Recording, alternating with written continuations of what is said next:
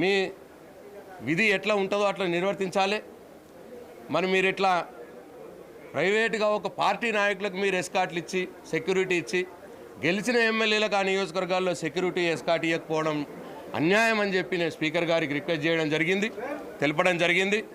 మరి ఎవరైతే ఏ party MLA అయినా సరే అధికార పార్టీ ఎమ్మెల్యేలు ఎక్కడన్నా ఉంటే వారికి ఎస్కాట్ వాహనాలు ఇస్తున్నారు, సెక్యూరిటీ ఇస్తూ ఉన్నారు.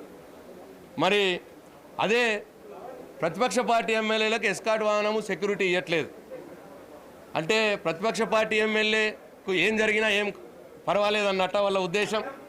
అధికార పార్టీ ఎమ్మెల్యేకి సెక్యూరిటీ ఎస్కాట్ వాహనం ఎట్లా ఇస్తున్నారు, బీఆర్ఎస్ పార్టీ ఎమ్మెల్యేలకు సెక్యూరిటీ ఎస్కాట్ వాహనం ఎందుకు ఇవ్వట్లేదు అని చెప్పి మేము అడుగుతూ ఉన్నాం. స్పీకర్ గారికి కూడా రిక్వెస్ట్ చేసినాం.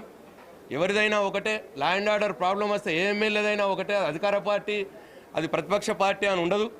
కాబట్టి ఎట్లయితే మీరు అధికార పార్టీ ఎమ్మెల్యేలకు ఆయా నియోజకవర్గాల్లో సెక్యూరిటీ ఎస్కాట్ ఎట్లయితే ఇస్తున్నారో అట్లా బీఆర్ఎస్ పార్టీ ఎమ్మెల్యేలకు కూడా ఇవ్వాలని చెప్పి స్పీకర్ గారిని కోరినాం. వారు డీజీపీ గారికి కూడా చెప్తానని చెప్పినారు. మరి 3 విషయాల్లో మరి తప్పకుండా స్పీకర్ గారు ఇంటర్వ్యూని అవుతానన్నారు. మరి చూస్తాం. మరి స్పీకర్ గారి మాకు అపారమైన గౌరవం ఉన్నది. మరి ఎల్ఏ మినిస్టర్ గారు కూడా వారు కూడా దీని మీద దృష్టి సారించాలి. లేకపోతే డెఫినెట్గా మా పోరాటం ఉంటుంది. మా పంతా మేము మా పోరాట మరి దాన్ని ప్లాన్ చేసుకోవాల్సిన అవసరం వస్తుందని చెప్పి మనవి చేస్తూ ఉన్నా. తప్పకుండా ఎల్ఓపి గారి లీడర్ ఆఫ్ అపోజిషన్ గౌరవానికి తగ్గట్టుగా వారికి ఆఫీస్ ఇవ్వాలని చెప్పి కోరుతా ఉన్నాం మరొకసారి. అట్లనే ఇప్పటిదాకా ఎట్లనైతే ఎంత ఏరియా ఆఫీస్ అయితే ఉన్నదో ఇప్పుడు కూడా గంతే ఏరియా ఆఫీస్ ఇవ్వమంటున్నాం. మేము ఎక్కువ ఏం అడుగుతలేము. ఆ ఫెసిలిటీ ఇప్పటిదాకా ఎట్లా ఉందో గట్లనే ఇప్పుడు ఇవ్వమంటున్నాం లీడర్ ఆఫ్ అపోజిషన్ వారికి. అట్లనే గెలిచిన ఏ బీఆర్ఎస్ పార్టీ గెలిచినటువంటి ఎమ్మెల్యేల ప్రోటోకాల్ ఉల్లంఘన జరగకుండా చూడాలని చెప్పి స్పీకర్ గారిని కోరినాం. చీఫ్ సెక్రటరీ గారిని కూడా కోరుతా ఉన్నాం.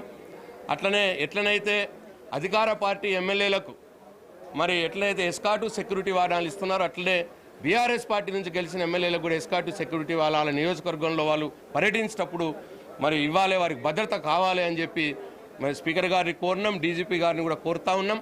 మరి 3 విషయాల్లో తప్పకుండా వారు చర్యలు తీసుకోవాలని చెప్పి కోరుతా ఉన్నాం. అట్లనే ఇంకొకటి మా గౌరవ ఎమ్మెల్సీలకు కూడా మరి ఒక అకామిడేషను మరి ఇక్కడ కావాలని చెప్పి కోరడం జరిగింది. మా గౌరవ ఎమ్మెల్సీలు అందరూ కూడా అసెంబ్లీలో ఒక రూమ్ వాళ్ళకు కూడా ఇవ్వాలని చెప్పి కోరడం జరిగింది. 4 విషయాలు స్పీకర్ గారిని కోరడం జరిగిందని చెప్పి మనం చేస్తా ఉన్నాం.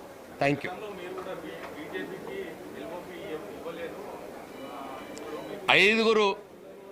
5 ఎమ్మెల్యేలు ఉన్న వారికే ఇక్కడ రూమ్ కేటాయిస్తామని చెప్పి అప్పుడు ఒక సాంప్రదాయం ఉండింది. అట్లా ఎవరెవరికైతే 5 ఎమ్మెల్యేలు ఉన్నారో అందరికి కూడా రూమ్ కేటాయించడం జరిగింది. ఇక్కడ ఇష్యూ 5 ఎమ్మెల్యేలు ఉంటేనే రూమ్ కేటాయిస్తారు. అసెంబ్లీలో అదే సాంప్రదాయం ఉండింది తరతరాల నుంచి, అట్లనే కేటాయించడం.